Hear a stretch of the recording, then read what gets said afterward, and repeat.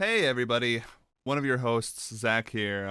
Just wanted to let everyone know that this episode, the episode where we talk about the devil all the time, deals with some dark subject matter. We talk about and discuss some of the themes of the devil all the time, and those can be pretty dark. The movie gravitates around generational violence, religious violence, sexual assault, self-harm, suicide, pretty much any dark theme imaginable.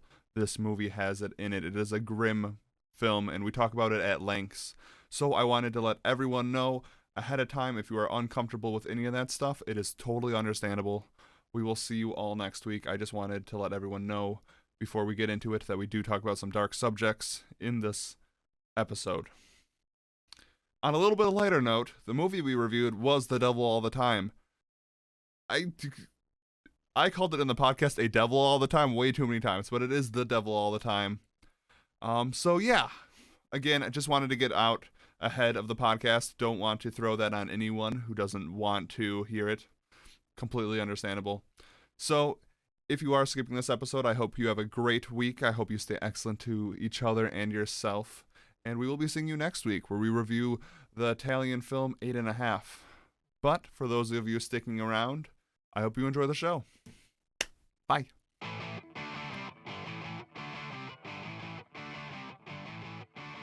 Not doing bad is good. Yeah, not too bad, good.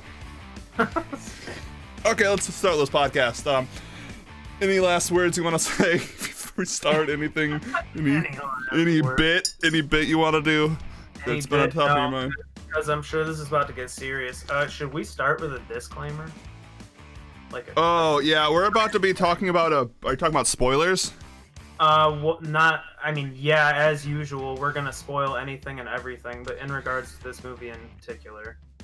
Yeah, so we're spoiler alert for Wandavision, season finale, Coming to America 2. I can't just say Coming to America because like the 2 is guys know it. And A Devil All the Time, and also kind of a warning, A Devil All the Time is a very dark movie, so we're probably gonna be talking about some dark subject matter. Wanted to throw that down. Movie is incredibly dark. Self-harm, so trigger warning. And sexual abuse, and it's a dark movie. So content warning for anyone who doesn't want to hear that stuff. We will be talking about that. Probably not too in detail, but it's hard to talk about that movie without talking about. I think it's worth just noting that it's there. Yes, exactly. Disclaimer. Just like when we play dark tabletop role-playing games. Disclaimer. Yeah, so anyway, let's get started with this. I was trying to think of what else, if there's anything, but spoiler alerts. And spoiler alerts, I'm going to probably talk about Lola Bunny. It's going to get weird. I don't know what that is, but we should, I think we should just say, if you don't want anything in the world to be spoiled, this is the wrong place to be. Right, which is good. Hit a lot of bases. I think maybe I'm going to make a bot for next episode that pops that up just in case someone jumps into the podcast randomly. Sees us streaming and jumps in, and then I'm describing the final scenes to a movie. So spoiler heavy in all regards. We spoil video games, movies, Can I just edit my stream title? And I'm just going to put that, because we are going to be talking about WandaVision. I don't know how people haven't seen it yet. That's true. I'm gonna change. I'll put spoiler warnings and /content warning. Because that is a very good point. I wasn't even thinking about the content warning about A Devil All the Time, but that movie is incredibly dark. Yeah, after I watched it again, I was like, oh yeah, this is a good movie, but it's kind of fucked up. Yeah, we'll talk. I watched it at 3 a.m. and I was like, oh, fuck. But we'll get to that point. How did you tag yours? I just did, I just added, in parentheses, spoiler warning /content warning. I think that's good enough. If someone is kind of, understandably, I'm an agoraphobe, so I avoid medical things, so if someone has a content warning, I'm like, maybe I shouldn't go in, so I think that's good. And if someone comes in and asks what kind of content, I will explain.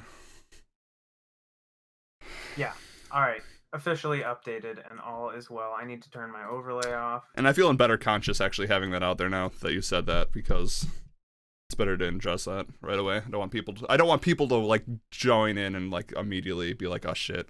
Yeah, when I they hear wouldn't want this. people to think we're talking about like a super happy-go-lucky movie called The Yeah, Devil. I mean, a devil all the time. I mean, yeah. But anyway, before we get into a devil all the time, we need to start the podcast. I almost like jumped into The the. devil all the time. What did I say?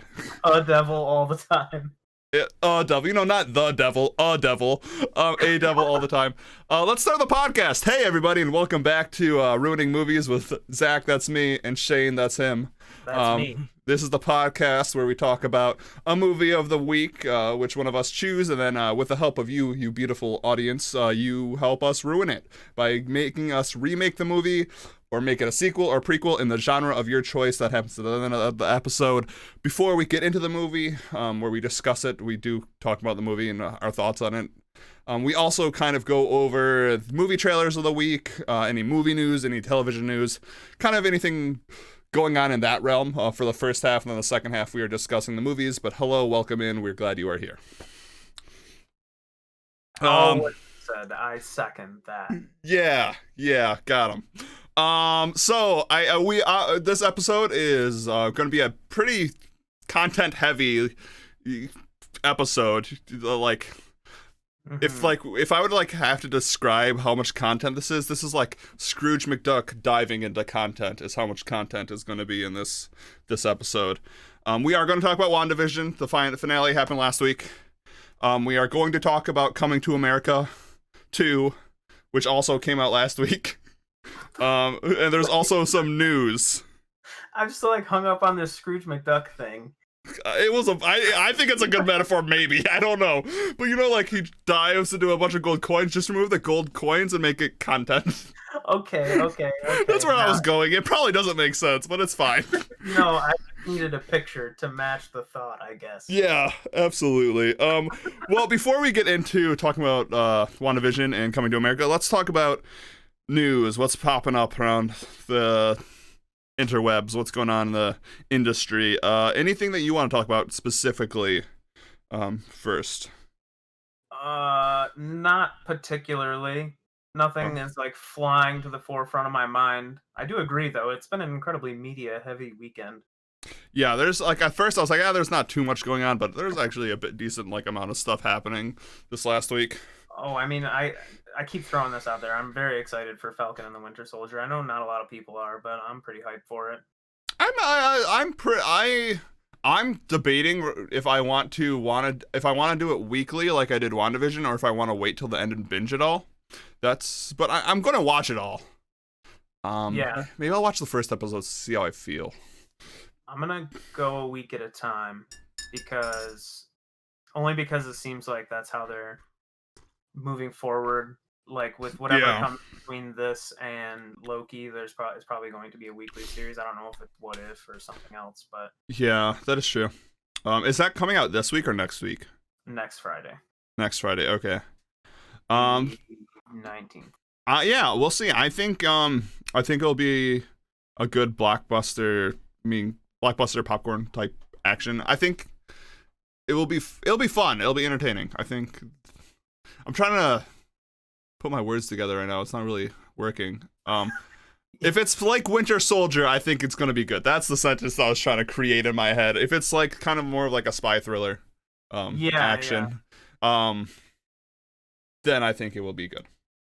I'm excited, mainly because of what WandaVision did for giving me a little bit on after the snap. Yeah, and, the blip. I'm just excited. Yeah, the blip, the snap. It's all the same to me, man. People turned to the dust. Snap, crackle, pop. People disappeared into nothing. Call it whatever you want.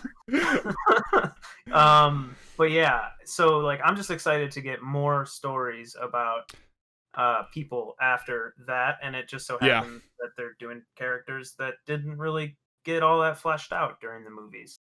That is true. I think it is an interesting also concept with Captain America being gone. Spoilers the Endgame, but that movie's ancient at this point. Yeah, it looks like it's gonna have this I feel like it's gonna be a buddy cop film where they're having these bickering things over who's gonna be the next Captain America. Exactly. It'll be fun. I like the bad guy in it. I think was good in Civil War. and he's coming back. Yeah. Helmutizimo. Yeah, I think his whole purple mask. Oh, I'm very excited for that. That's gonna be a big moment. That's gonna make a lot of people friggin' freak out. Yeah, I like his whole. I like his motivation. His whole take that like superheroes aren't good. That they create more problems. I mean, it's what the boys do. I was gonna say he's basically Huey. Yeah. But yeah, I'm excited. I'll probably watch the first episode and then kind of feel it out there. But like at this point, like I'm probably gonna be up Thursday nights at 3 a.m. anyway. I might as well just watch it. I'm usually waiting up to like 4 or 5 to watch the Superstore episode anyway, because usually I'm working until then. Yeah. So maybe I'll just watch it. We'll see. Talking about The Boys, I just saw that season 3 is now filming. Nice. I am excited. That's awesome. Yeah, I love The Boys. Has been such an excellent show. It's probably been one of my favorite shows in the last 5 years. Yeah, it's great, and I had no exposure to the source material. Same. I didn't read the comics or anything. I started reading the comics after season 1, and I mean the comics are even more brutal than the television show. But like, you can't get away with stuff you could get away with the comics. Because first of all, it's unrealistic to film with the budget you have, and some of it is like literally 5 panels of people being like tore limb from limb. You're just not gonna get that. Even though The Boys is still pretty brutal for the television show it is. I think it has some interesting plot lines. I'm excited to see where they're going with the whole government plot line next arc. Yeah, I definitely like where it's headed. I definitely like where it's been. It's been a good ride. I think it's comparing to Marvel, it is like a good critique on not only it's a good critique on a lot of things. I like, honestly, I think it is probably one of the more social conscious TV shows out there now that it has a lot to say, but it's also very entertaining at the same time, which can be pretty hard to do sometimes, which I think is good. Yeah, I agree. Yeah, so talking about a movie that probably doesn't have a lot to say, but will probably still be entertaining. We got the new images for the new Space Jam. We did? Yeah, you haven't seen them? They're actually like really high definition like CG. I'm like, when I first saw it, like I was actually kind of blown away with like how good it looked. I'm sorry. I can't bring myself to be enthused yet. Oh yeah, I'm not enthused. I'll watch it. I love the first Space Jam a lot. Send me a pic, bro. Okay, I'll send you I guess I can just look it up. Hold on. Yeah, I'll Discord it to you too. Like, that's an image of Bugs, and like the New Jersey, these do look kind of cool. I'll give it to that. But we really haven't seen much of it. I know like a lot of people are mad that like Lola Bunny isn't as sexy. All I have to say to that is stop being weird, people. Yeah, stop being fucking weird on Twitter. I swear to God, social media rots people's brains. Just like, stop being weird. Why do you do this? It's a goddamn cartoon rabbit. What? It doesn't even look like a cartoon. Honestly, right? It looks so like, even if we're talking about like the context of Space Jam and if it'll be a good movie or not, that is some crazy CGI. Yeah, that makes me think of Sonic. Right, but like I think the design's better than Sonic. I'll give it that. Yeah, no, I just mean like the style of it. It's so weird. And Don Cheadle's in it. So I like Don Cheadle. Yeah, LeBron's in it. We'll see if LeBron can act. I guess LeBron's been in stuff before where he's been decent in acting. I've never seen anything he's been in. He was in that movie with that lady. What's her name? Amy. Yeah, Amy Schumer, that lady that makes all the vagina jokes. Oh, yeah, I didn't see that. I do not think she's funny. I think that's a general. Anyway. I think a general consensus is she's not funny. I think you'll find more people who think she's not funny, which I agree with. I don't think she's funny either. I don't know if we should dig into this here. It's fine. I don't really have a total opinion on LeBron. You know, he's a good basketball player, so like he fits the role for the updated iteration of the film. Yeah. Right? When I think of like who could replace Michael Jordan in a new age Space Jam, LeBron is the first person that comes to Right. my No, I mean mind. it makes sense. It makes sense. We'll see. I mean, if anything, it might be a good film for kids, which I mean, that's why people making Lola Bunny fucking sexualized is fucking weird.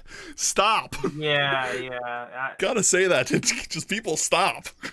That's a weird thing. You're breaking my brain with all this new information. There's a new Yeah. Space Jam. People are attracted to this cartoon thing. Well, I mean, the Lola Bunny thing, people have been attracted to. This is from the 90s, but it's still weird. That's why you were talking about Lola Bunny. That's what you Yeah, that's meant. what I meant. Yeah. Wow. Space Jam. It's all coming together. Yeah. Yeah, I don't know. full circle. I think it looks visually it looks interesting, which I wasn't expecting. I think it pops. I mean, Like it pops. It definitely pops. That animation's crazy. There's bright colors. It has an interesting style. That's what I will say. Like, if it'll be any good, who knows? I'll probably watch it. I mean, I've seen Space Jam at midnight. It's a movie from my childhood. I enjoyed it.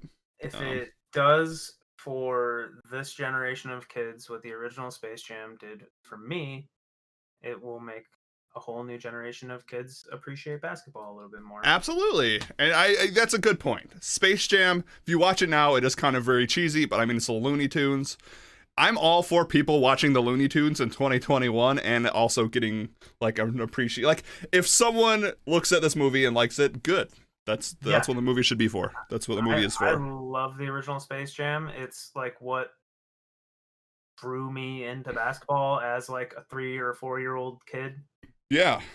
You know, and now as a 20-something-year-old adult that hasn't touched a basketball in years. Yeah, same.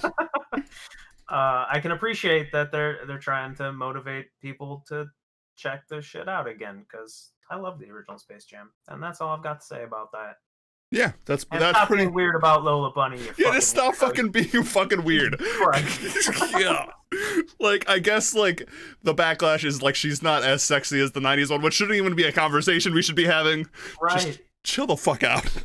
Jesus. Anyone in my chat who feels offended by this, I'm sorry, but stop being a weirdo. I'm sorry you feel like you have to be sorry. I'm sorry you feel like you have to be a weirdo. Listen, we appreciate our furry fans here, but it's a children's thing. Let's go move on.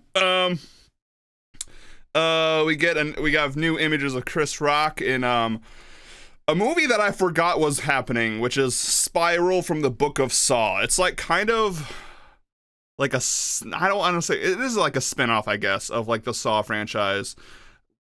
Chris Rock was in Saw 4, right? Or Saw 3? I don't think so. Was he in any of the Saws? I don't think so. I'm pretty sure he just likes the franchise. Is that it? I think so. I'm pretty sure he had not been in a single Saw movie. Oh, maybe you're right. Maybe he just really likes it. Well, good for him.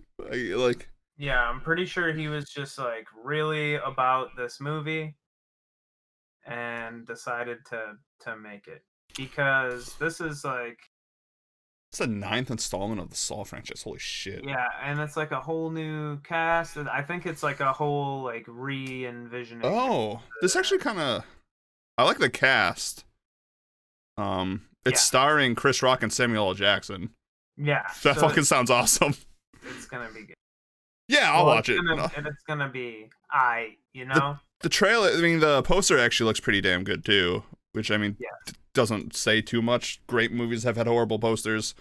Horrible movies have had good posters. We'll say there's a pretty big cast. A lot of people are gonna die. Yeah, the person who is directing it directed plot keywords, F word. Nice. Oh my god. The person directing it has directed 2, 3, and 5. I only really care about Saw 1. It's just he also directed Reaper of the Genetic Opera, which is actually kind of, he did 2, 3, and 5. So 1, 2, and 3, in my opinion, are the best ones. Yeah. Oh no, it's 2, 3, and 4 he did. But he did do Repo the Genetic Opera, which is a very interesting movie that I like. But it's very it's weird. It's weird. Like it doesn't feel like it should be a movie that's good, but it's actually pretty good. Um it's pretty much a horror musical about I've seen someone. it somewhere, but I've never seen the movie. It's pretty good. Hmm. It's interesting. Paris Hilton is in it. Nice. Like she actually is pretty good at her acting. I actually like it. It's like really cheesy. She's supposed to pretty much be playing herself in it, but she's pretty good at it. But it's pretty much about like this futuristic world where people are obsessed with beauty. I mean, its themes are very over, like hitting you with a hammer. It's like, oh, beauty and standard in Hollywood's bad and all that stuff. Like it beats it over. But it's a pretty campy film about someone who has to like steal organs for the rich. It's good. I mean, I recommend it. If you have nothing watching, if you're looking for something to watch and you don't know what you want to watch and then you see that, maybe just give it a check. No way. Hmm. I thought maybe so okay. Is this based on Repo Man? No, Repo the Genetic Opera is. Oh wait, I do. No, Repo Man from the 80s. Well, the one so with the car. There's that one, and then there's a redo, I guess. Have you seen or Repo? Another one The 80s where Repo Man there's is a pretty guy that has to fucking reclaim people's organs that they have on loan from, like the man or whatever. Oh, I think I know. It's not that one. Repo Man to the Genetic Opera. Oh fuck. Was there singing in that movie? No, that's why I was okay, saying, like, is this like based on that or something? I don't know. I don't think it's so. I think it's based on a short story someone wrote.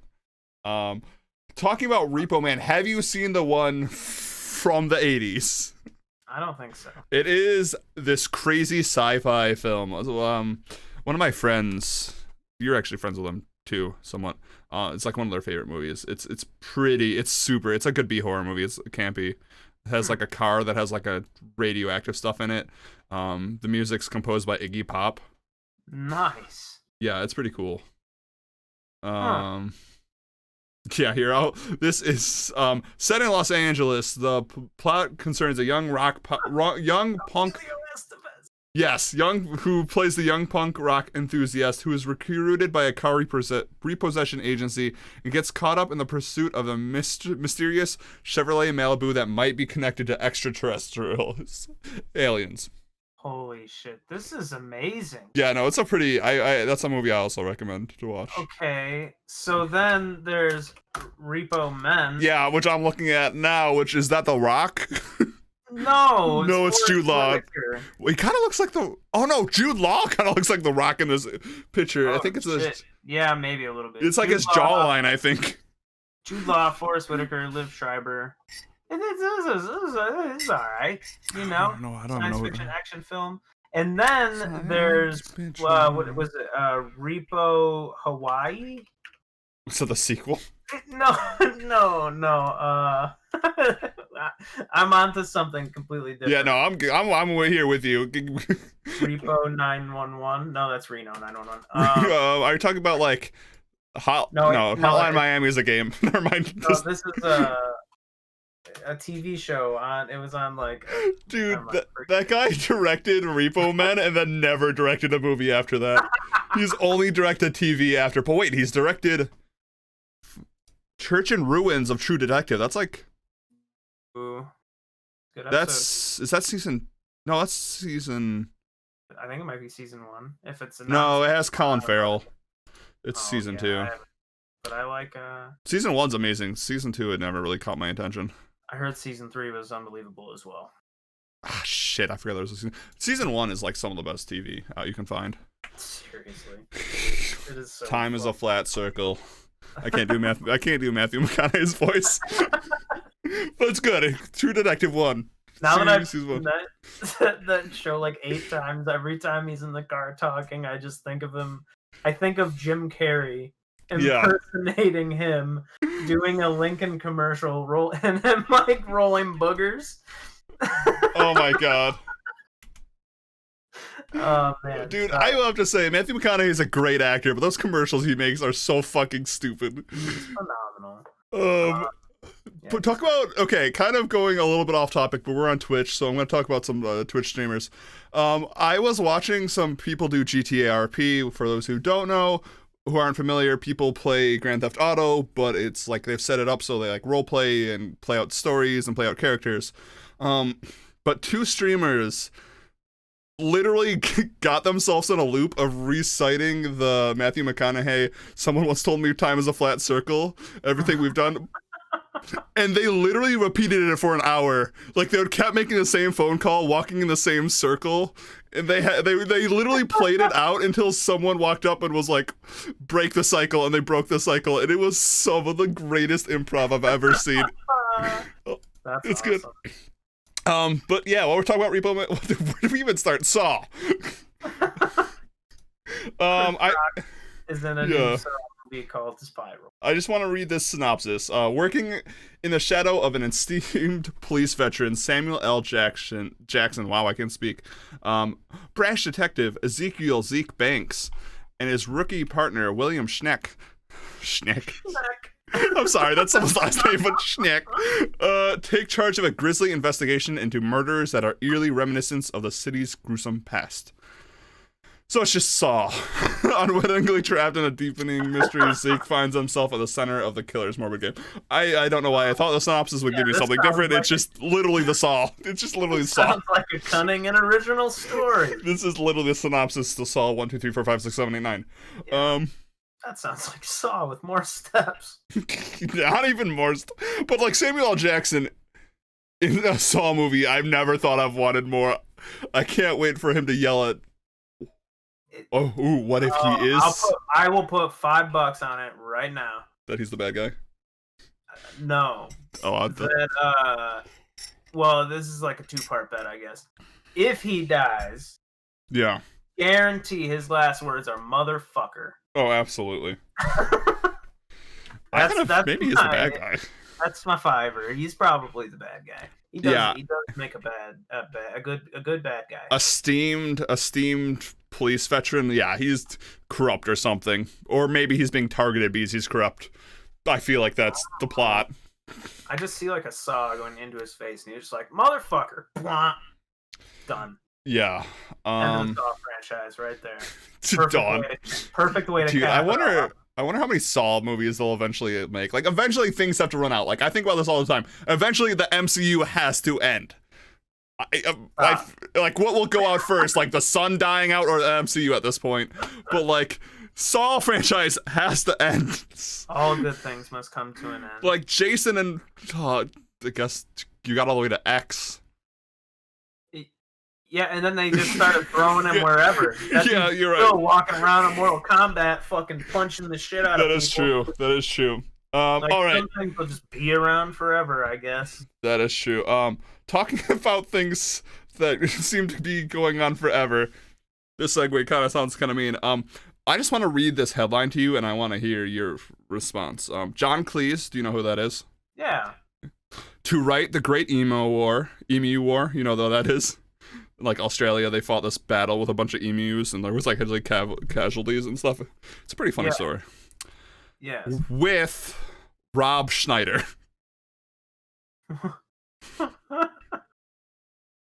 John Cleese to write the Great Emu War with Rob Schneider. What a weird fucking combo of people to work together. Yeah. Like, Rob Schneider is Rob Schneider. John Cleese is, for those who don't know, Monty Python. Like, one of the main people of Monty Python. An amazing comedian group. Like, some of the best comedies ever written are from Monty Python. Rob Schneider, I can't really say the same about. He's been in some alright flicks. I guess. I'll have to look up his movies list. I mean, The Animal was kind of funny when I was younger. Deuce Bigelow. Deuce Bigelow's funny. Yeah. But then he's also been in The Ridiculous Six. Yeah, okay, he has stood like 25 feet in the background of probably like 80 movies. Yeah, he's been in every Adam Sandler movie somehow. Somewhere in the background, like, hey, I'm Rob Schneider. I'm over Yeah. here. It's just, it was a weird combo. Like, no, definitely. I don't know how those guys. How do those guys even meet? That's my fault. Like, there's no crossover, I don't think.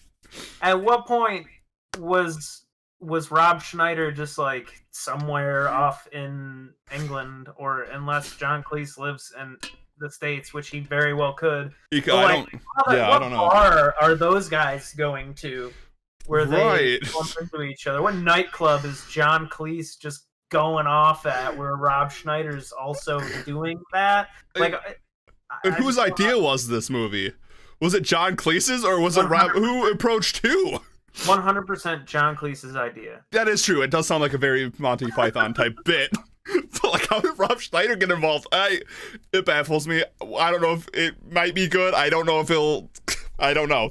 I just read that line and I was like, what the fuck? I wonder if John Cleese was just at his house, just came up with this idea and was like, the only person in the world that can play this role is that guy from Little Nicky. Yeah, the guy from Mr. Deeds.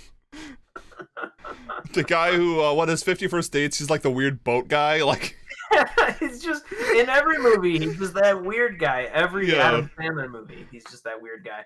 Although in recent years, like, he did have a show that came out that I guess was pretty popular and funny. I don't know. I don't know anything about. Yeah, I just thought it was a weird line, weird thing. Yeah, no, that was funny. They're literally just writing it now, so like we have no other basis to go off of. It's just such a weird fucking combo. Yeah, I just picture them hanging out in John Cleese's like royal dining room. Yeah. Drinking fine whiskey, talking about riding emus. Exactly. It'll be interesting. Something else that is ancient that also doesn't seem to die like Rob Schneider. I don't want Rob Schneider to die. That was a bad segue. I'm just trying to segue to The Simpsons being renewed for seasons 33 and 34. Oh. Good segue, dude. Yeah, great. I'm so good at them. I'm so good at segues. But anyway, the only comment I had that is like, what the fuck? Yeah. 33 and 34. That's good though. Good for the Simpsons. They deserve it. I mean, yeah. I haven't watched them really. Yeah. I mean, season 2 to season 10 is still probably the best animated cartoon of all time. They're all hits. I'm a big Simpsons fan. I get Middle Simpsons, which is crazy to say Middle Simpsons because that's like season like 15 to 25. That's more like those 10 seasons is like more seasons than most shows get. Are pretty not great, but I've heard like the last 2 seasons got a new writers or something or so good. I don't know. It's just crazy that like they've been around since 1990s. Yeah, they started in the 90s, like 1990, I think. So crazy. But South Park's also kind of getting up there too. Yeah. And I mean, yeah, that's just for animated shows. There's like some crazy long running soap operas. TV shows too. Yeah, I mean soap operas hold insane records, but like I think It's Always Sunny is right. Also insanely long. Yeah, it's crazy. We've kind of got into this era, kind of going back to the MCU, Never Going to Die, where like things don't die anymore. Another example of this is like Avatar was a great show.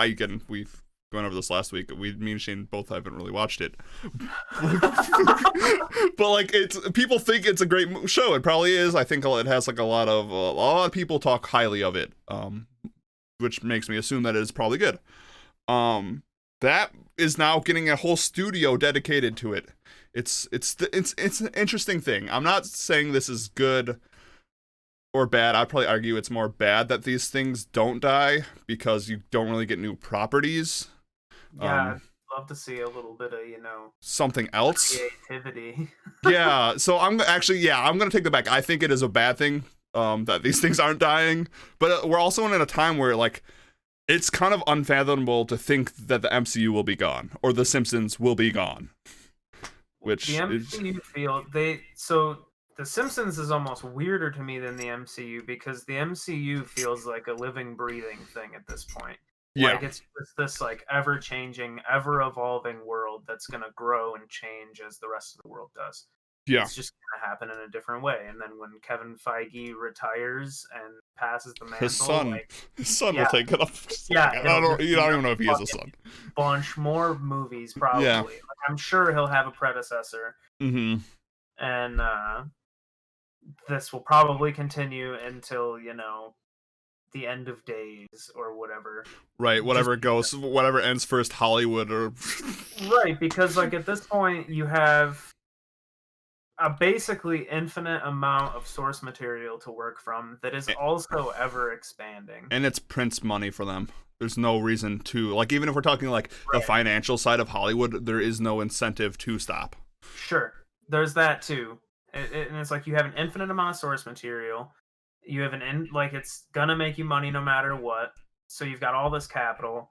You can just dump it into more movies because Mm-hmm. I mean, even if you run out of ideas, the source material is there, and Yeah. you can just continue to push things like that. And for me, I'm a fucking shill for that stuff. So Yeah. I'm all about it. But I do think that it is an interesting thing because now that I'm thinking about it, you're probably right. Like I don't think it will die. Yeah. I think in the end, inherently, from a art standpoint, I know there's like the whole Scorsese thing where like everyone who's like a Marvel fan, not everyone, but like there was a whole backlash, like Scorsese called Marvel movies not film, and there was like that whole clash. There's a huge clash between the art world and pretty much anything Disney makes because it does feel very corporate. But in the end, like things not dying, I think is inherently not good for the creativity of the field. But at the same time, like you kind of have to just go with it because there's two ways you can embrace this. You can be like, I hate everything MCU because it's never gonna die and it's ruining the field, or I hate The Simpsons. But you just gotta embrace it. Just like enjoy them. And if you don't, then you don't. Right, exactly. If you don't, you don't. I say that about a lot of things. Like I know unpopular opinion here or whatever, but like a lot of people did not like the season finale of Game of Thrones, and I didn't even watch the finale. I didn't even watch Game of Thrones. Yeah, we're rare. We and you have not. Well, I never cared about Game of Thrones. Yep, nope, not even a lick. But my opinion on the matter, not that it really matters, is that if you enjoyed the first 7 seasons and the 8th season disappointed you, that fucking sucks. Oh, It's not about the destination. It's about the journey. To bring that up, I would kind of disagree. So I don't know. This might be the point you're making. There is this old saying in film or in storytelling that the most important 10 minutes of a film are the first 5 and the last 5.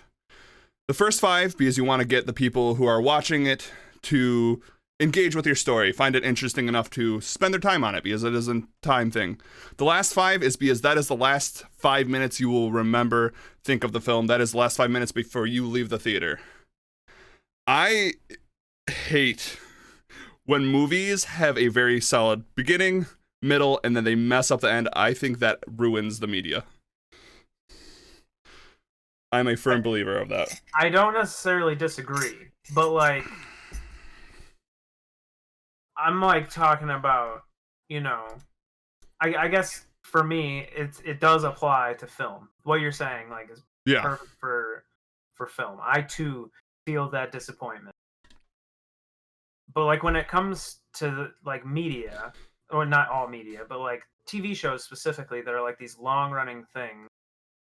I guess a more accurate comparison for me might be Dexter, because like I know a lot of people really didn't like the end of Dexter, but I hated it. I mean I'm cool with it, cuz for me it's like I enjoyed everything up until the end, And even in the end, I was like, this all makes sense. Like he's getting his just desserts. Yeah, I mean, we could talk about Dexter all day. I think the ending really was bad. But again, like I know I'm on a weird side of the fence with that one. I'm like 1 in a million. I know, yeah. but that's what I'm saying with this Game of Thrones thing is like, you shouldn't hate on the entirety of this thing based on just the end of it. Just because you didn't like the ending doesn't mean that it's not the ending that it should have gotten or that it deserved or that the writers intended, you know? I guess really the thing that gets me is that how things get so blown out of proportion on social media to the point where people think that they should be influencing or changing things, or like things should be rewritten or changed because that's why I don't like the Snyder Cut. Large collective opinion. For me, this happened with like Star Wars. These new Star Wars, a lot of them feel like they were made in response to a lot of flack that was given to people on Twitter over a long series of months between developments and the new Star Wars films. Yeah. And you know, new series, the Game of Thrones season finale happened, and then like Twitter like exploded. They were like, rewrite, redo the season. And it's like, just because you didn't like the ending doesn't mean that it wasn't a good show. I think I'd still disagree with you on that, just because I really do think if you need to be consistent all the way through, even with TV shows. Well, when we talk about WandaVision, I think I'll also bring up that point. But I agree with you. I agree with people thinking rewrites and all that stuff. That's why I, like, deep down, I think the Snyder cut of Justice League is going to hurt the industry. I don't disagree. Because that was exactly what you just talked about, a social media outrage. Right. That a corporation gave into to create this movie again, to make more money. Yeah. And it's not. I agree completely. And I don't think it's going to be the first time. I think that I would have rather that movie went down in history as what it was. Exactly. And I think releasing it as a Snyder Cut is going to be harmful to the industry in the end, because you are right. Like, people hated the Game of Thrones. They're going to try to rewrite it. They're going to try to redo it. And that is inherently is bad. Not good. That's, again, going back to things not dying. We need original properties. We don't need the same thing again. Like, we are pretty much getting... The Snyder Cut is just a movie with added fat to it. Yes. You're not telling a new story. It's nothing new. Yeah, it's going to be like the same story, exactly. Yeah. But I will say... even with Batman vs. Superman and Game of Thrones and Dexter... shitty movie, 2 shows with bad endings, I still feel no guilt in like enjoying the parts of the movies that I did enjoy. Because Batman vs. Superman is a steaming pile of trash, but like I found an edible banana in there somewhere when there was superheroes flying through the air. You know, you know what I'm saying? Like I definitely hate it. Even though the end of Dexter was meh, I still really liked 99% of like what I saw in the show. You know? Right. I get that point. What it is. I'm not trying to beat a dead horse here. But no, I get that point. I don't think, again, when we get to WandaVision, I'll probably talk about this point. I don't think like inherently like the Game of Thrones thing. I do think it makes sense if the ending's bad, you're not going to want to rewatch it, and it kind of has died away from popular culture because of the ending. Yeah. Like, if you still liked the Red Wedding, you still liked it. I don't think that... I can see how a bad ending can take away from those moments, though, because it's like, as much as it is the journey, the destination is still very important. If the journey is a journey that literally ends up with nothing, it does feel like you were led to something bad, or it just did not fulfill what it needed.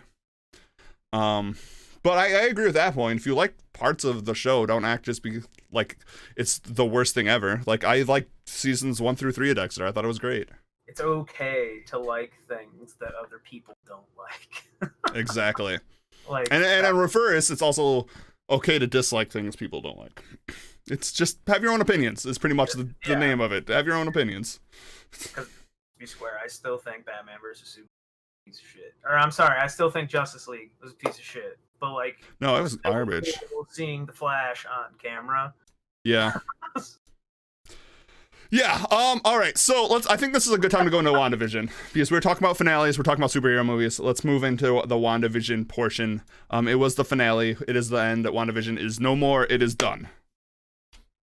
Buttoned up nicely with a little bow. There's only like one loose end, but it was the best loose end ever. Yeah. So I will get out of this. I did not like the finale. No. No, I think my point I made last time on the podcast stays. I think they dropped the ball. And again, so a lot of people online I see any critique of the finale are, your theories didn't just come true, and I don't care about that. I don't care that Mephisto never showed up. I don't care that Quicksilver. I mean, I think the Quicksilver thing's stupid. I think this is my personal opinion that the first couple episodes were fantastic because they were trying to tell a story in a different way. They were trying new narrative devices. The last episode, when you have two witches fighting, that is just two people floating in air throwing balls of light at each other. Like, you had something that could have been really fantastic. Like, think of the combat in Doctor Strange, like that, and like the flair of Doctor Strange and the mystical and how great it was. Mm-hmm. It felt like it just turned into every other Marvel movie. I feel like it lost its originality. Yeah, I was gonna say it felt like a very predictable ending. Exactly, and that's my problem with it. You know, like once they spoon-fed me.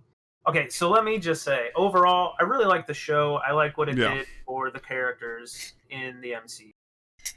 Right, like I said last week, the first couple episodes I think are some of the strongest things in the Marvel cinematic universe. I think like it was interesting, it was brilliant and all that stuff. I just think the last two episodes, you're right, predictable. I think they could have really done something interesting with it. Once they spoon-fed me the big twist, that it was Agatha all along. Yeah. Once they literally served that to me on a silver platter and then followed it up with an entire episode of exposition, I knew exactly what to expect out of it. Exactly. There's going to be superheroes flying around, there's going to be explosions, there's going to be laser beams. Yeah. You know, like it's going to be that's it. I mean, they set it all up the episode before. Yep.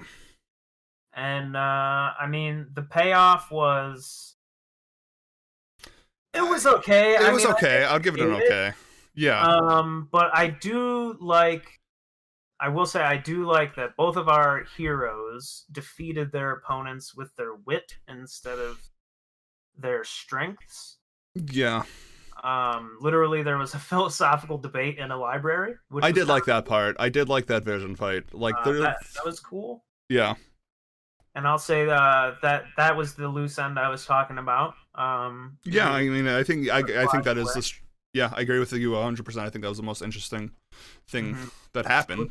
It was a good setup. I think that between the New Vision and Monica Rambeau, we have some good setup for future things.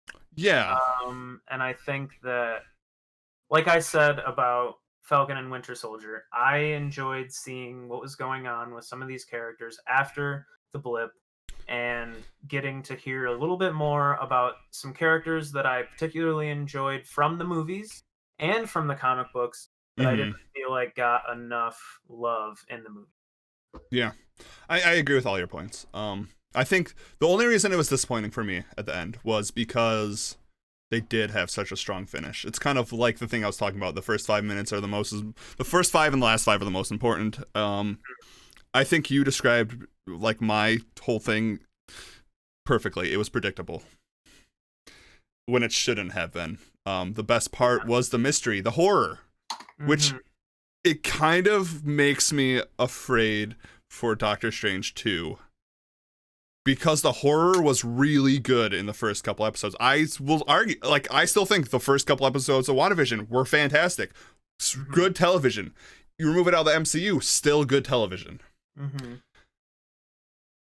It was so disappointing seeing a fight between Agatha and Wanda, Scarlet Witch, as literally just flying around throwing balls of light at each other. And I know it's television, they don't have the same budget, but it's still Disney, you have the budget. Yeah, and I guess for me, Yeah, all the little fan theories got busted, and that, whatever. It I don't happens. really care about that either. Like, that's exactly what it is. It's fan theory. It happens. It's I'm fine. glad Yeah. it got buttoned up nicely.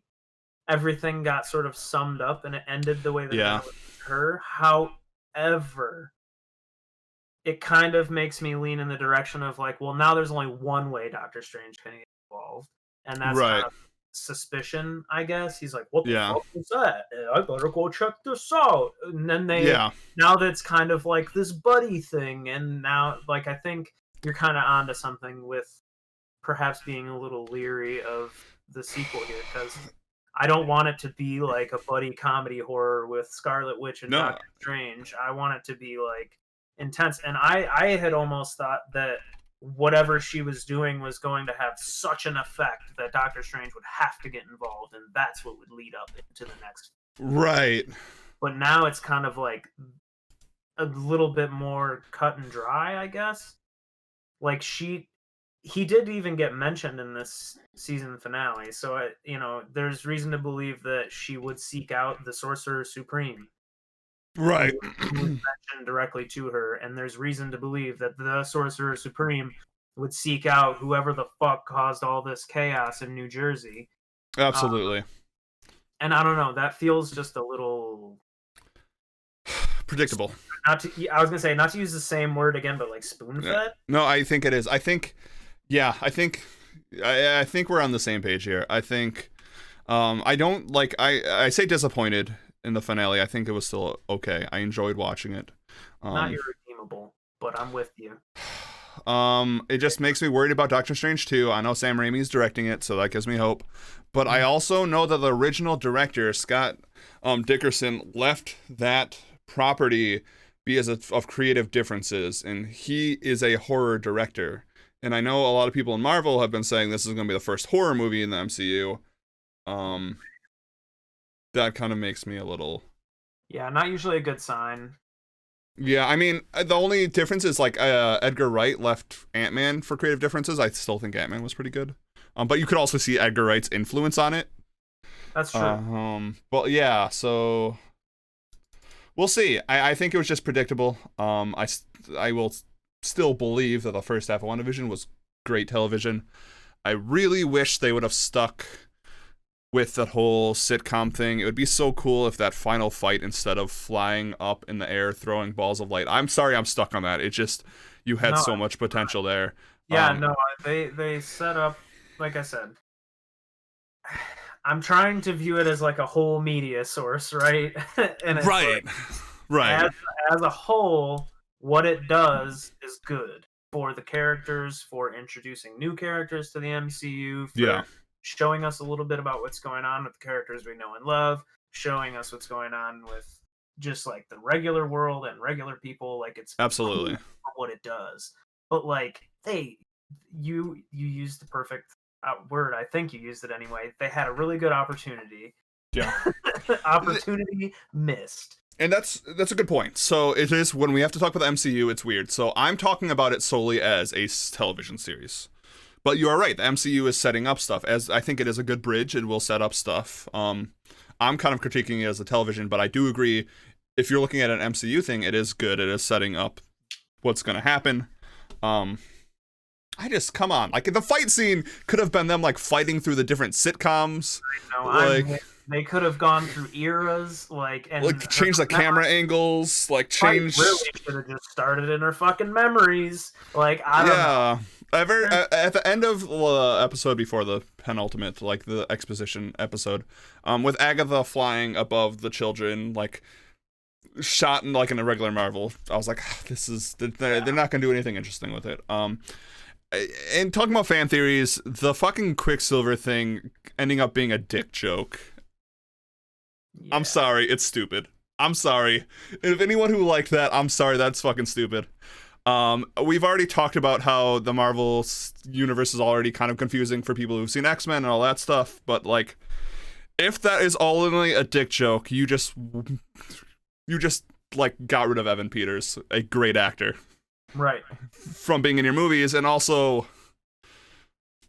I don't think anyone reacted well to that joke. It sucked. Yeah, so I don't think that it's irredeemable yet. Yeah. Because, like, she just made things appear out of nothing. Yeah. Right? She created a new vision. That's just like a thing. And Agatha Absolutely. made Pietro. But, like, it's possible that she pulled the Pietro from another dimension. So, like, you know, it could still be some dimensional shit going on. Like, I'm trying to not rule it out in my head because, Yeah. like, I don't want it to just be about a dick joke. Right, that's the thing. I don't care that Mephisto didn't show up. I don't care that my Ghost Rider theory was wrong, which that should have never been right.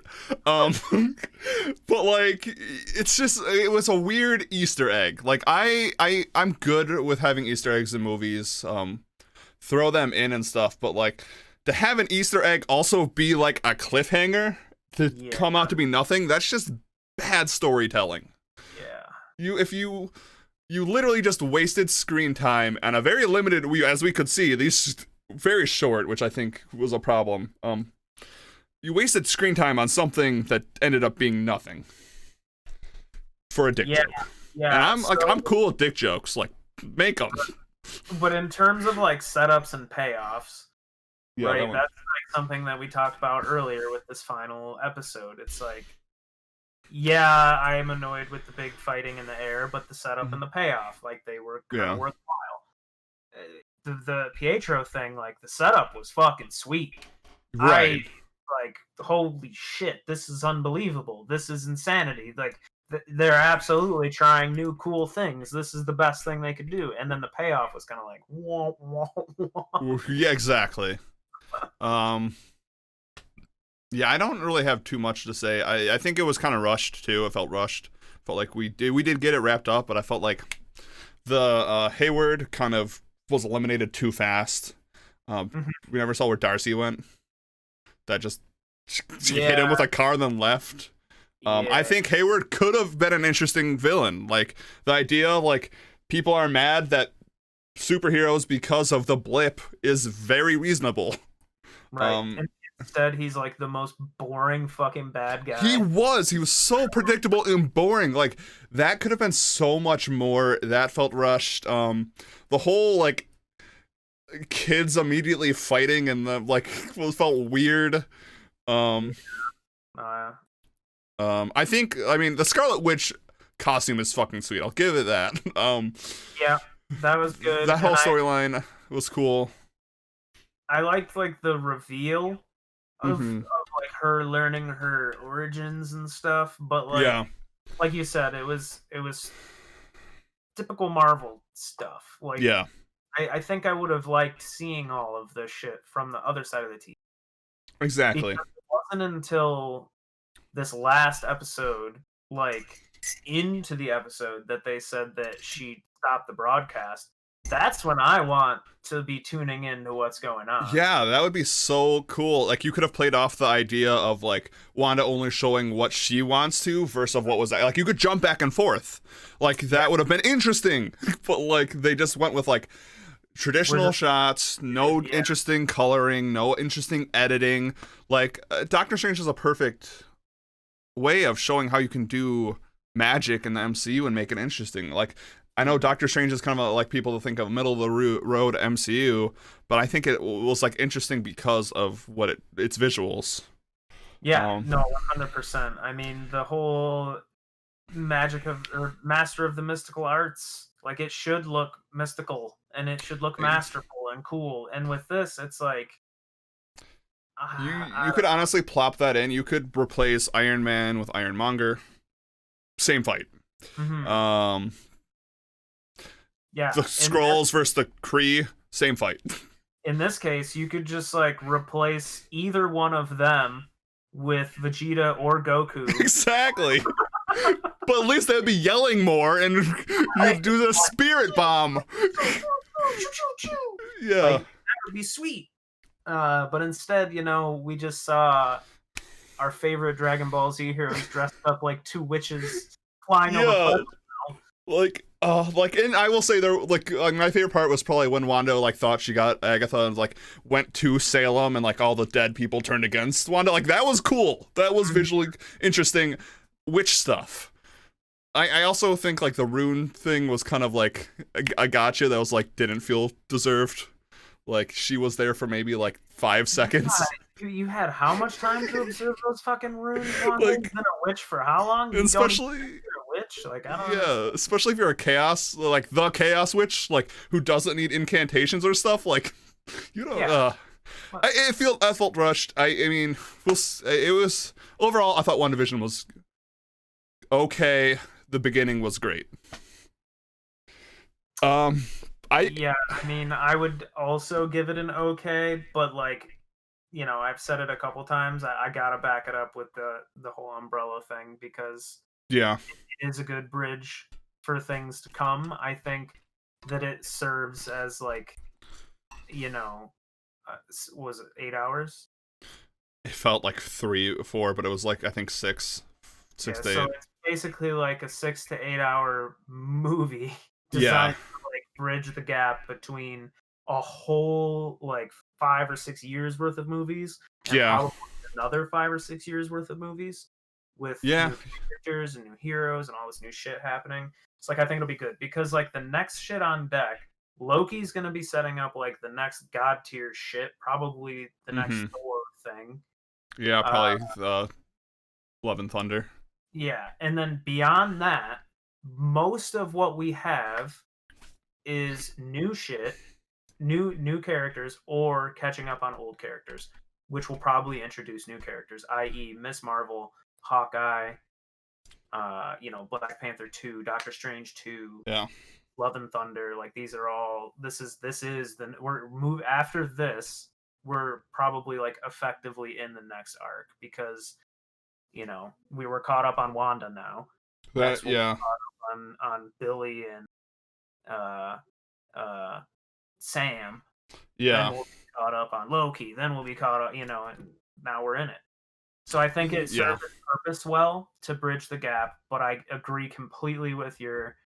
We don't really do ratings, but yeah, No, we it's like don't. Our it was, ratings are like all ever right. so scattered. The show was all right. The beginning, as you said, was phenomenal. I think the setup was great. The payoff was great, but they did their Marvel thing as we suspected they might. Yeah, which I will have to say, now that I've said this out loud, I think at least with a Falcon and the Winter Soldier, we know what we're getting into. We know it's going to be an action thriller. So at least like they can't have a crazy expectation to be like something like. At least we know going into it is going to be Marvel stuff. But at least we know that. And they kind of did something similar when they did Winter Soldier, which has got my hopes kind of up, right? Like Yeah, Winter Soldier was a good movie. it was great because I think my expectations going into it was exactly what I got out of it. Yeah, It's going to be a fast-paced, cool action movie, spy thriller, awesome exactly. time. And like that's kind of what I'm expecting out of this. It's just going to be like a buddy action spy thing. And I don't think that within 6 episodes they're really gonna let me down on that. Right. That's they're doing what the MCU does good.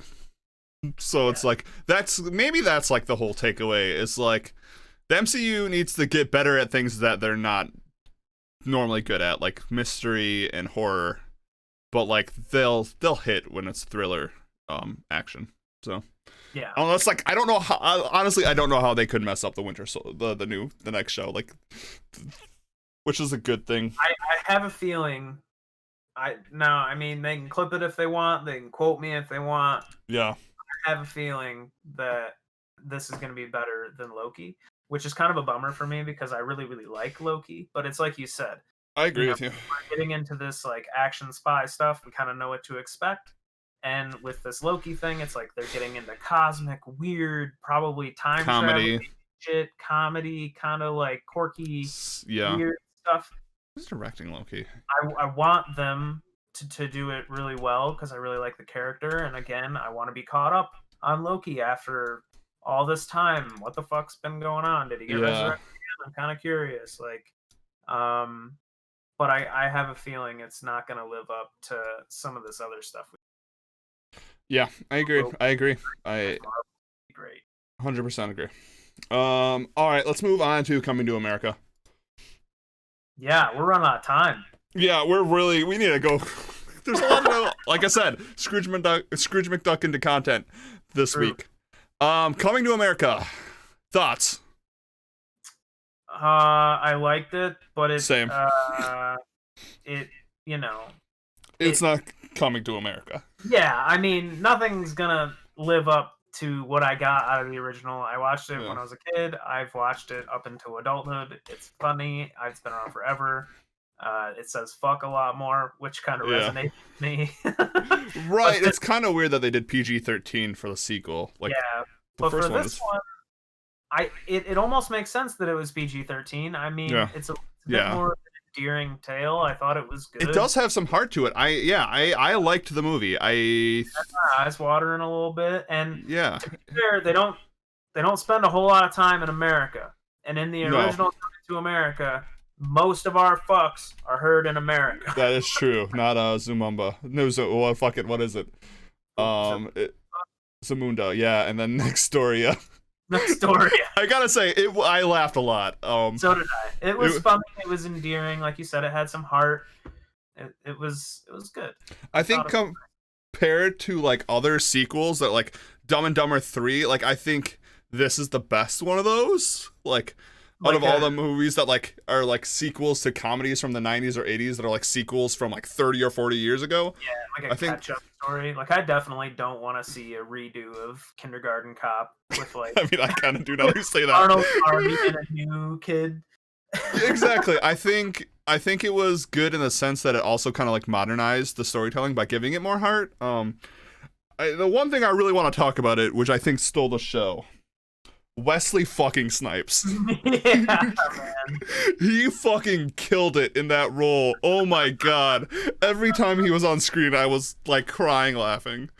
Yeah, he was fucking hilarious. And he's been up there for me for a while. I usually appreciate his acting, but man, he was just putting it all out there. Dude, he was so good in it. And that's something that I particularly enjoyed too. There's some post-credit scenes that can kind of prove my point even further. It seems like everybody was loving what was going on. They were all having a blast. They just all were enjoying their time. They wanted to be there. I'm going to say it. Stop giving me mid-credit scenes. Give me back the fucking bloopers. I loved that. I loved the bloopers. Give me my blooper reels. Give them back. I think that shit was almost arguably more heartwarming than the movie. Exactly. The movie had a great story, but like the fact that all these people that have been around this story for so long were all willing to come together around Eddie Murphy, who had literally, it seems, correct me if I'm wrong, I mean, I'd be happy to get fact checked on this. It seems like this man has gone and created his own production company so that he can make this and Beverly Hills Cop. Yeah, well, he made all those really bad. I just read an interview that he pretty much stopped acting for a bit because he like won like 10 Razzies in a row. Remember like he had a lot of really bad movies, but I'm glad he's back to his own stuff. Yeah, but that's, I just think like, he's made his own company and like all these people to like come around him for this title and just embrace it and have fun with it. And I think they knocked it out of the park for what it is. Yeah. Good. The only thing I felt very uncomfortable about was like the sexual assault angle they went with for about having the kid. Like that felt a little weird. Like that was the only part where I was like even in the 80s, that's a weird storyline to throw in. Feels like, but other than that, like I think it was a solid movie. I think for what it was, obviously it's not groundbreaking. It's not going to win Oscars. It's not going to change. You like Coming to America, you will like Coming to America too. America. I thought Tracy Morgan was pretty funny in it. I always think Tracy Morgan's funny. Man, that guy, just as soon as I hear his voice, I just start cracking up. Jermaine Fowler, who was like the main guy, like the son, I've never seen him before. I thought he was really good. Yeah. I thought he was, everyone in here was pretty damn good. All of Eddie Murphy's daughters were hilarious. I loved watching them beat the shit out of Wesley Snipes. Yeah. I like that they brought back the wedding singer at the end. That's a spoiler. I like, and Arsenio Hall as like the shaman. lady was so fucking funny. Yeah, And Arsenio Hall is just, he's so just funny. I love Arsenio Hall. Semi is just so fucking funny, man. He's the best. Everyone hates him. And then he's like, what is the uncle's name? Tracy Morgan's character. It's like Uncle Reem. Yeah. Uncle Reem. Yeah. Uncle Reem. He's like, I am Uncle Reem's friend. And they just like, share a drink together, and it's just like the first time anybody's fucking had a drink with them. Yeah. Oh my god, James Earl Jones was also fucking hilarious in it when he had it the funeral. I'm going to die now, and he just dies. Oh, that shit was so funny. Yeah, I'm happy. I'm happy with the movie. I was afraid that it was gonna be bad. I think it was good. I think obviously Coming to America is a classic. Better. Coming to America is a sequel that I think is good. It's a good enough to be a follow-up. It's a worthy follow-up. You can tell that it was a passion project through and through. It shows past, and right. It's like Dumb and Dumber, unlike Dumb and Dumber 2 or 3 or whatever came out. That mansion is Rick Ross's mansion. Is it really? Yeah. That's fucking hilarious. Or it was. Did Rick Ross No. It either is or was Rick Ross's mansion. I can't remember what I heard, but at some point or another, that place was owned by Rick Ross. That's fucking hilarious. But yeah, and you got all the McDowells. McDowells is my favorite part of Coming to America. They have the McFlurry, but we got the McBlurries. Our toppings are on the bottom. It's so... Not copyright. Oh my gosh. That is just so well done. It was good. I was very happy I watched it. Yeah, it kept me engaged throughout. And it felt like it was a movie from the 80s. Yeah. All right, well, let's switch genres up and let's get into the movie we're talking about this week. A movie that did not have me laughing. That's not bad. There was a couple funny parts. There was a couple funny parts. Funny parts. It's more like zingers and one-liners, maybe like one time. So let's talk about the movie of the week. Shayne's choice: A Devil, not a devil. Like I was saying, A Devil all the time. Wait, no, The Devil. The Devil. Why did I think it's The A Devil? All the time. Oh yeah, you're right. The Devil all the time. Why am I thinking A Devil? What's A Devil? I don't know. I don't know. They disregard what I'm saying. The Devil all the time. So this was your second time? This was third, fourth? Watching this movie? Yeah. Or is this your first? Yeah, it's like my third or fourth time. Okay. I watched it like I said at like 3 a.m. This was my first time. Did you watch it twice? I did not because it is 3 hours. It's very long. I did not have time to watch it. I would have wanted to watch it twice. I would want to watch it again. I mean, I would want to space out the setting. I don't think it's a movie I could watch twice in 1 week. It is. It is very depressing. Yeah, I mean, yeah. That being said, I think it has some of the best acting in anything Netflix has ever done. I think its acting is absolutely phenomenal. I think Bill Skarsgård is so good in it. I think Robert Pattinson is so good in it. I think Tom Holland is so good in it. I thought this was a good movie. The only complaint I would have it is I felt like they were juggling too many balls and they didn't really land everything perfectly. My problems are more with the narrative. I just think some storylines were much more compelling than some others, which kind of made it feel weird. But overall, I liked it. I was gonna glad to hear that. Yes, I enjoyed it. Like I said, I think the acting was great. It's a downer. It is a big downer. It's only a downer. There's no redemption. Yeah. Can I? Yeah. Going into it, as you watched it your first time. Yeah. Did it feel like a horror movie in the beginning? It felt like a thriller.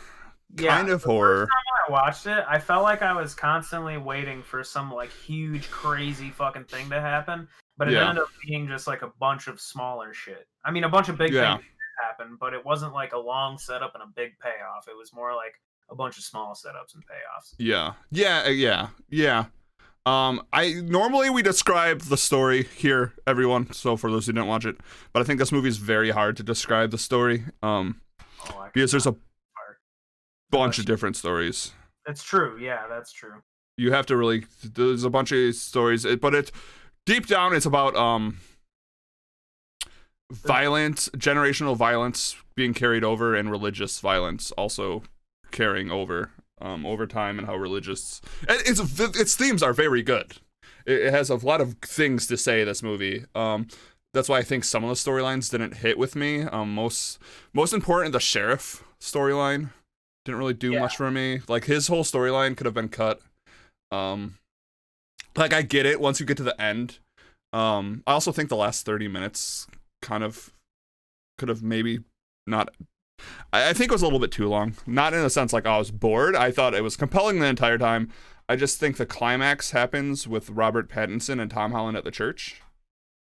I think that is like the best part of the movie, the climax. Yeah, everything else after, it just, I didn't care as much. Yeah. If that makes sense. So in my mind, a general synopsis of this movie is... Yeah, go for it. It is a coming-of-age tale about our main character, Arvin Russell, who is played by Tom Holland, but you don't see Tom Holland until 45 minutes into the movie. Which was, it was a creative choice, but I think a good one. Yeah, I think that was cool. So it's like, I like the way that they move across generations. Yeah. It's just like a unique way to tell a story. Kind of starts off with his dad dealing with a bunch of things, and Arvin is later born, and like he teaches Arvin some things, and Arvin takes these things into his adult life. Right. And it's like, I think I agree, like the last 30 minutes they feel a little bit rushed, but I think that they're kind of pivotal to, obviously they're pivotal to the story. They're like big things that happen in this young man's life. But I wish I actually would have gotten more out of the sheriff so that his story made a little bit more sense. That's the thing, yeah. I liked the end. I liked how it came full circle from like Arvin's first like really terrible things that he deals with in his life, and then like the last really terrible thing he has to deal with in his life. Do you know the theory on who he gets in the car with? And I guess it spoiled. Yeah, I guess in the book it kind of goes through it more. Is that the last? So, I never knew that, but I kind of assumed. I assumed it too. Yeah, it's just like how evil everything is in the movie. Yeah, it wasn't even like confirmed. It wasn't even like hinted at, but it was like this bearded dude going to Cincinnati in a fucking VW bus. Which is where Charles Manson is from. Right. I was like, okay, this is interesting. And also, on the note of the book, I think that it is so fucking cool that this movie is based on a book, and the narrator of the movie is the author of the book. So I like that part. I don't think the movie needed narration. That was probably... I think... So, let me lay this out, because at first that sounds like just a dumb argument on my half. I think... Yeah, the narrator in the movie is the person who wrote the book. I think that is sweet. I think more movies should do that if you have narration. I don't think it needed narration because it felt like pointless exposition. It didn't really let the viewer make their own choices. Like, when Tom Holland shot, what was her name? Sherry? I can't remember her name. The last like 30 minutes, there's a couple that's a serial killer. Tom Holland shoots the lady, the sister of the sheriff. The sheriff shoots back, and then we get the narrator saying, "Oh, and she didn't have any bullets, unfortunate to her." But then the next scene, we see why she didn't have it. I think that'd have been a stronger moment if the narration wasn't there. And the next scene, we actually see like him removing the bullets. There's a few points where like the narrator didn't have to say anything and add anything to the story. Sure. I think I'm always for more show, don't tell. I can understand that. And I think that the narration didn't really do anything for the story. I think it is very cool that they got the author to do the narration. I think that is very cool, sweet. I just don't think it added anything to the film. Yeah. Not that I don't agree. I think you're right. Yeah. But I just want to say, I feel like the parts that were narrated, I have no proof of this. This is all just conjecture. But I feel like the parts that were narrated may have just been pulled straight from the book. I think they were. It seemed very literary. And just like read by him. And when I learned that the author was the narrator, it made me feel like this must have been, like, with his involvement being so close, like, it must have been some kind of passion project for him. Yeah, I'd agree. So, like, his words on film, and to have it work out that way. So it's like, I do agree there is a ton of pointless exposition in this movie. Some of it's where the only comedy in this film can be found, is in the exposition. And, but a lot of it is unnecessary, and it's if I were to argue against you, I would be arguing against myself on Train to Busan, because it's about saying as much as you can with saying nothing at all. Right, exactly. I really enjoy. So, like, I'm with you. The exposition is unnecessary a lot of the time, but like I said, I have no way to back this up. I feel like if this were a passion project of this guy's, if it were me, if I was an author and I really wanted to put words down, like I maybe I would just want to just like lay it out there, get it all out there for all the fools that won't ever pick up. I understand that. I definitely get that. And I would probably do that too if I was an author. I just don't think it adds, like, I think that is cool. I think that is sweet. That is cool that the author was involved. That's sweet. We don't really see that with books and movies adaptations. I just don't think it added anything to the film, and I think it just kind of I agree completely. lessened the impact of more pivotal scenes. Again, I liked this movie. These aren't arguments being like, this movie sucks, I hate it. It's just you have to, the things you like, you have to also kind of be critical of. Absolutely. I think you could remove the narration from this film and get the same amount from it, except for the beginning where he like explains the map. But like, beyond that, you don't even really exactly like that part. And you could even have like a character talking about that. I think the first half of the movie was very strong. I thought like the Bill Skarsgård. His name is hard to say. I'm sorry. Skarsgård, yeah. I like him as he plays the clown. Yes. He plays it. I can't think he plays the clown in it. He plays it. Yeah, he's actually a dad in this movie. Yeah, he is very good in everything he's in. I will say I chose this movie because last week in our pre-movie media outpouring discussion, we talked a lot about Tom Holland because he had like a couple weeks, and I thought in lieu of that, we'd give him a little justice and watch one of my favorite Tom Holland movies. He was great. Ever. Yeah. Robert Pattinson holds a special place in my heart. That man, he's my favorite actor. He's literally like one of this generation's like greatest actors. I have so much respect for him. I love that he did the Twilight movies, and because he wanted to take on indie movies like this. Like, you can hear him in interviews, like in Twilight 3, I don't know how many Twilight movies there are, never seen it, where he's like, the role sucks, but like, I can do all these projects that I want to after. And I mean, he's in Remember Me, which is the weirdest fucking rom-com ever.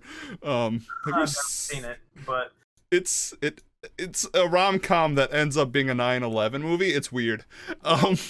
Okay, interesting. It's a drama too. I'm sorry for any. That's a spoiler anyway. Okay, I have to talk about Remember Me. Remember Me is like a drama about this kid getting closer to his dad, and Robert Pattinson's the kid. And there's also some like romance happening too. And like at the end, everything's going good. And like, it's not a 9/11 movie until the last 5 minutes where everything's going good. He's gonna go meet his dad in the office. The last shot is a picture of like a newspaper and zooming out of the building he's in, and you see it's the Twin Towers. Oh, jeez. Yeah, it's just like, what? Oh, that's brutal. Yeah, it's a weird movie to end. It's weird. But anyway, going off that, he did like about a lot of movies that kind of sucked, but in exchange, now he's able to do some of my favorite films. The Lighthouse is some of the best acting ever. Yeah, he's unbelievable. He had that, and he's got The Devil All the Time, which it's just up there for me. He's also going to be our new Batman, and a lot of people were kind of like, what the fuck about that? But I'm all in. I think it's going to be fucking phenomenal. Mm-hmm. He was great in Harry Potter, and that was even before he did Twilight. That was like in his... Oh, yeah, he was Cedric something. Years. Yeah. Water for Elephants was really good. I was trying to get to his IMDb, but his name doesn't pop up on the Twilight IMDb. What the fuck?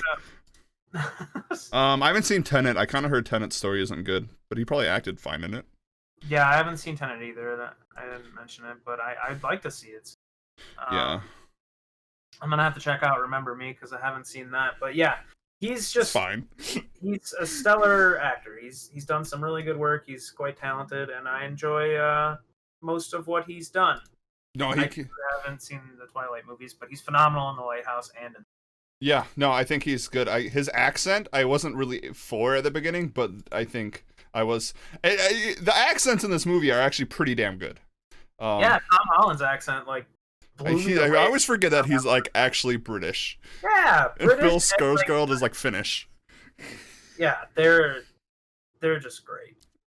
I can't remember if Robert Pattinson is. Why the fuck is Chris Evans on this Google cast list? Get your shit together, Google. Probably because MCU. Yeah. But yeah, so Tom Holland, just I wanted to mention Robert Pattinson because I like him, but I did choose this movie because of Tom Holland, because he's got a standout role in this, and for somebody that doesn't come in until halfway through the movie, he steals the fucking show. Yeah, and we even lose Bill Skarsgård halfway through too, and I think he watch this movie for the acting. The story is good. I'm not saying the story's bad. I just don't think it's strength. I think its acting is. Yeah, it's really a character. That's a very good way of putting it. It is a character-driven plot. The story's interesting, but like what we're really here for is to like see what happens to these people and what they go through, and the fact that again we find ourselves in a cast list of people that are just passionate, talented, yes, and really enjoy what they're doing. I believe the sister Sandy, I think she was in Dexter. I think so too. She was really good. Everyone who acted, there wasn't a bad performance. I actually think, strangely enough, one of the best performances was the evangelical preacher who'd poured all the spiders on his face. Dude, that was actually one of the parts I was most excited to hear from you about. I thought that was exciting. That was the moment that I knew that this movie was not going to be what I thought it was.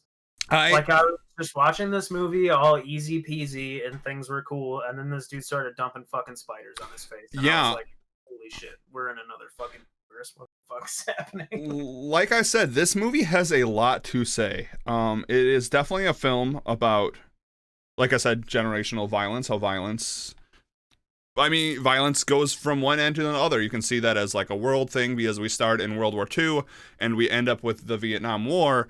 We also see that Tom Holland's character kills people with the gun that his father left him. Well, not left him.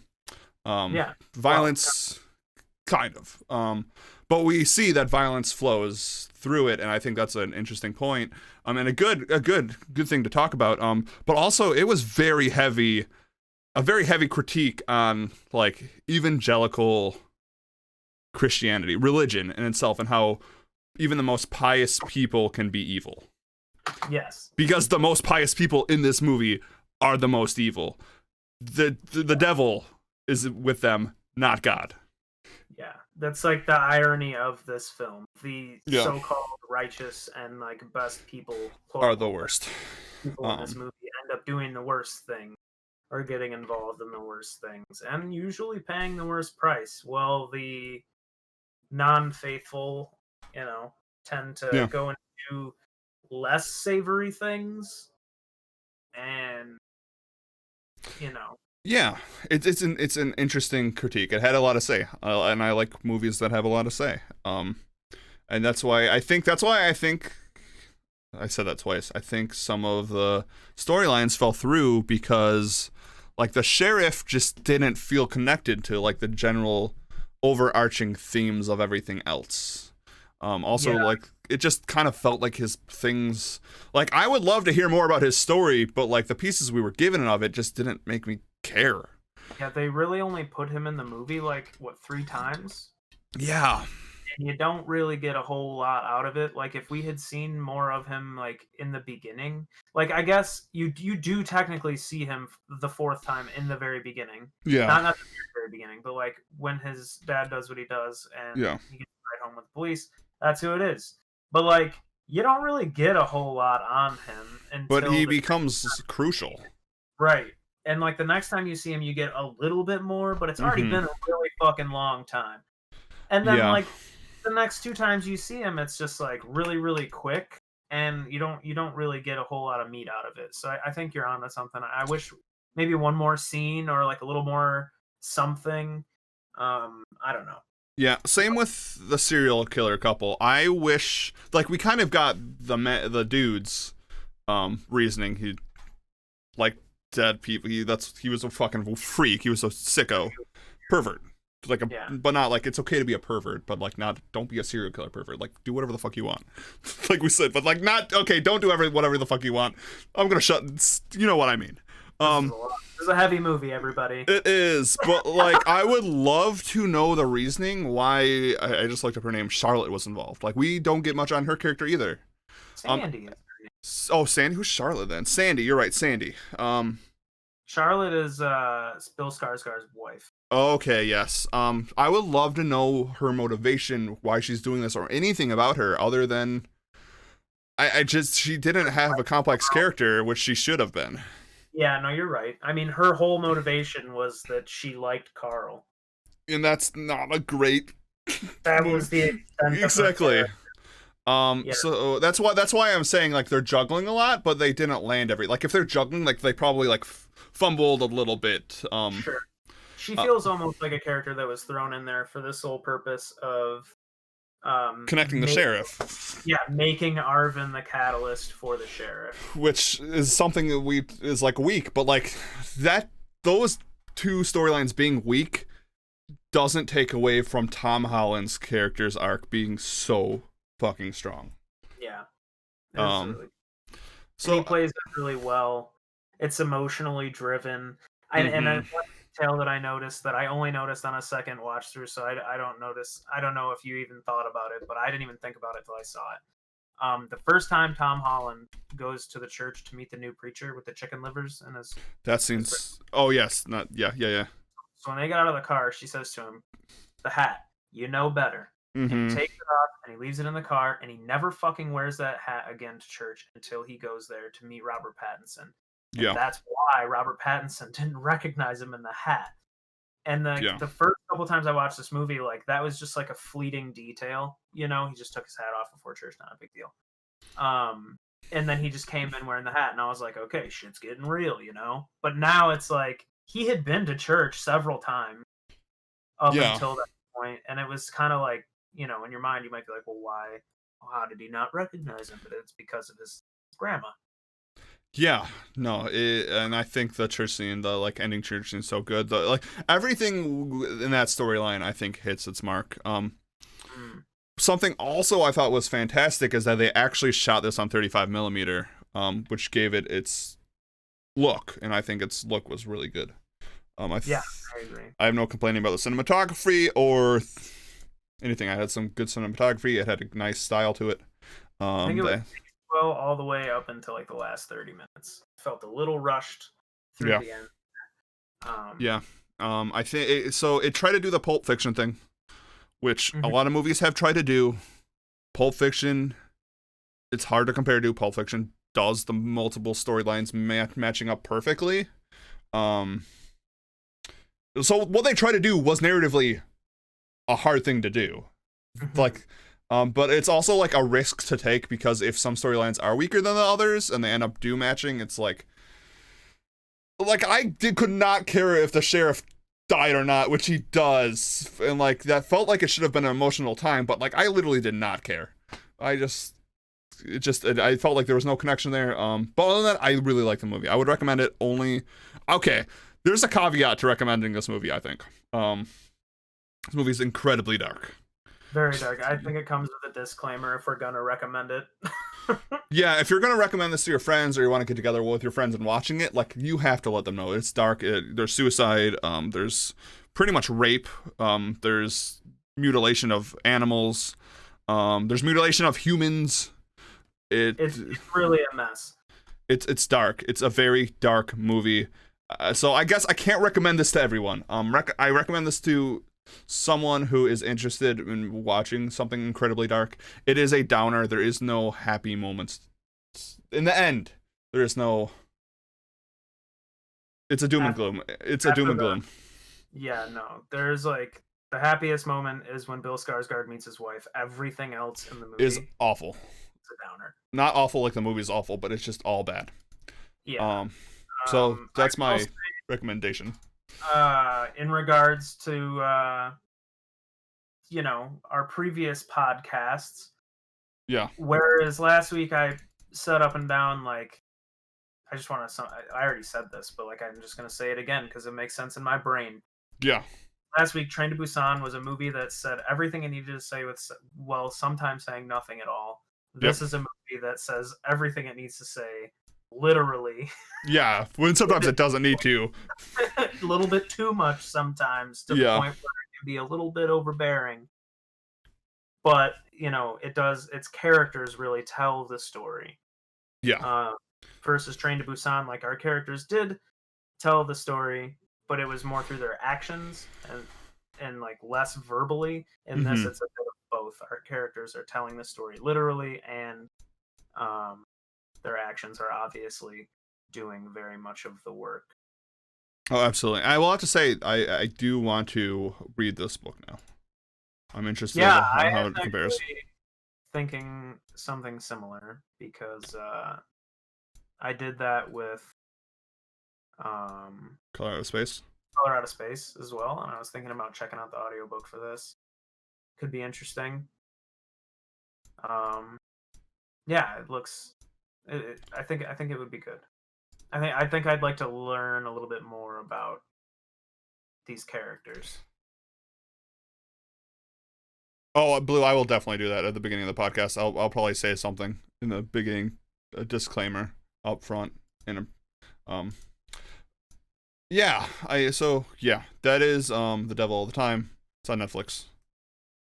Well, I'll be happy if you do read or listen to the book, because that will have meant that you coaxed me into watching a film that I later took the source material from and digested it that way, and I will have pointed you in the same direction. Exactly. That's pretty cool. Yeah. It's cool that friends can make friends, consume new media in new ways. Read more books, folks. Absolutely. So this is the last part of the podcast where we use the fans, you all wonderful people, you guys have voted on how we have to remake this movie, and it is a remake. I think every episode has been a remake. Maybe I remove a remake next week. People don't like our movies, so we're picking. Yeah, I guess we never get a sequel or prequel, but we got 3 votes for remake, and then the genre is fantasy, which I think is very interesting. Interesting. So I think it would actually translate into fantasy pretty easy. My thoughts, like all the time, we kind of break down what the movies are about at its core. The movie is about violence, how violence begots violence, violence. It's a downward slope. Violence happens, more violence happens. You can talk about generationally. And the second thing is the pious are not always the best. They are sometimes the most evil. You can translate that into a fantasy world, I think, pretty easy. My thought immediately goes to like a Dungeons and Dragons campaign. But I was thinking the same thing. Like the idea of a church being evil it's something done in fantasy all the time, especially if there's magic involved. Along with that, you could probably, like, how I would start this is, if it's a remake, I'd pretty much do the same storyline, except the father isn't coming home from World War II, he's coming home from fighting for the king, or something like that. You come back, you have a child, he's gifted the sword instead of the gun later on. Chekhov's sword. Yeah, exactly. Chekhov's gun was very prominent in this movie. Everyone who don't know, Chekhov's gun pretty much just says if there is an item that is pretty much in a movie and focused on, that it will eventually have importance. It's called Chekhov's gun because it states if there's a gun, it will be shot in the movie. It happens pretty much every time. We see this Chekhov's gun in every fucking act of this movie. Yeah.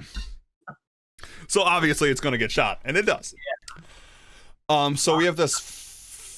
So I think fantasy is so easy, especially the whole like religious angle in the first act where the dad mutilates the dog. It's probably one of the most disturbing scenes I've seen in a very long time. Yeah, that's fucked up. I guess in the book he actually starts by doing like people, which is crazy. That's why I kind of want to read the book. It seems like it's even darker. And then I think it would be really easy to translate into fantasy. Like, I'm thinking like Renaissance, medieval, kind of. What are your thoughts? Well, somebody said everything the same, but everyone are ants. That would also kind of work. I mean, you could. The thing is, this is character driven, so you could really replace it like this. But I was gonna say, I almost like instead of ants, sort of like whoa, man, now I can't think of the name of that book. You know the one though. Mouse. Yes, Mouse. Holy shit! That would be really neat if the writers of Mouse did the storyboarding. Art Spiegelman. Art Spiegelman. Go on, Art. All right, Art, email me. I got some great ideas for you. Mr. Spiegelman is gonna write a storyboard about the devil all the time with mice, and instead of a gun, it'll be like a drink sword. Yeah. Yeah. For those who don't know, Mouse is a graphic novel about the Holocaust. Yes, but instead of people, it uses mice to tell the story. Yes. Exactly, which is it's a really good graphic novel because it does show the horrors of the Holocaust and still shows the character, but by removing them, by making the Nazis cats. The cats are the Jewish people are mouses. I'm not saying they are. That's what's in the graphic novel. Just no, don't. Yeah. But anyway, I think you're right. I think you could replace the characters if it's fantasy with animals or some other substitute. I think that an iteration of this story in that way, converted to film, of course. Yeah. You know, with mice, kind of like could be animated. Yeah, that's what I'm thinking, and like keep the same cast. Mm-hmm. Because they're all so great. But this is what you do, right? You take the same movie, like that same passion, that same like blood, sweat, and tear, the grit that all these fine folks put into this fucking amazing film, and you just let them do it, and then animate the movie around their like gritty voices. Yeah. Because like carry that with you, and you know that some of the stuff in this movie is just played really well, and I think to change it would be an injustice. So just animate over what's already there with mice, and you have a wonderful fantasy version of this that's maybe a little more palatable, but probably not. Yeah, no, yeah. Maybe I feel like it would even be like worse if it was like cartoons.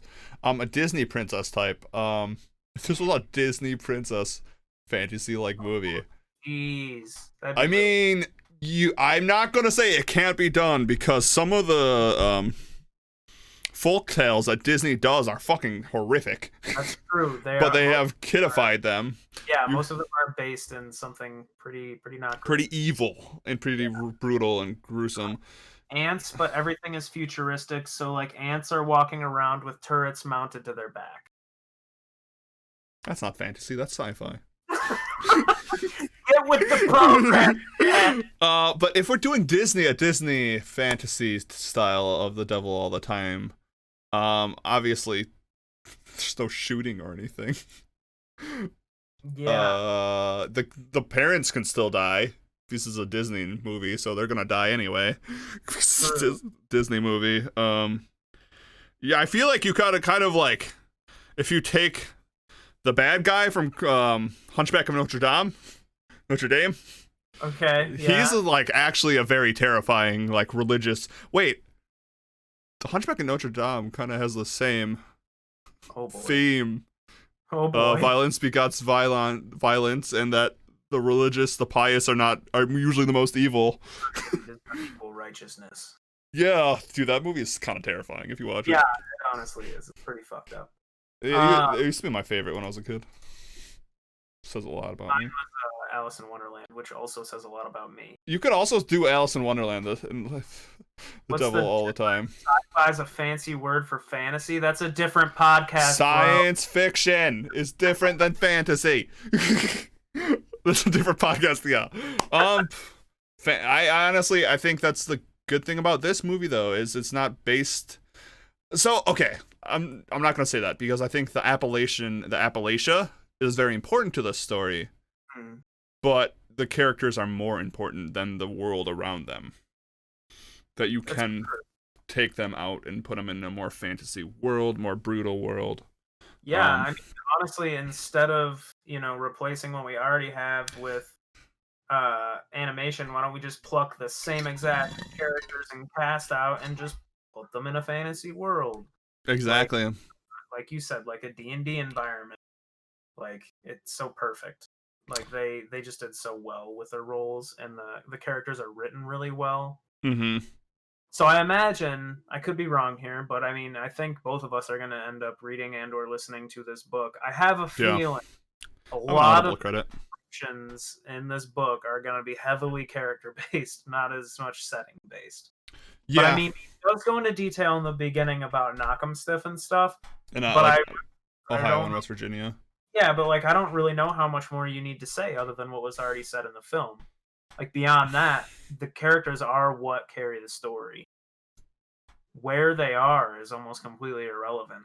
And not to mention, it only takes place really in 3 places. Right. And the highway and the cities in between. Meade, Knock'em Stiff, and the other place, Coal Creek.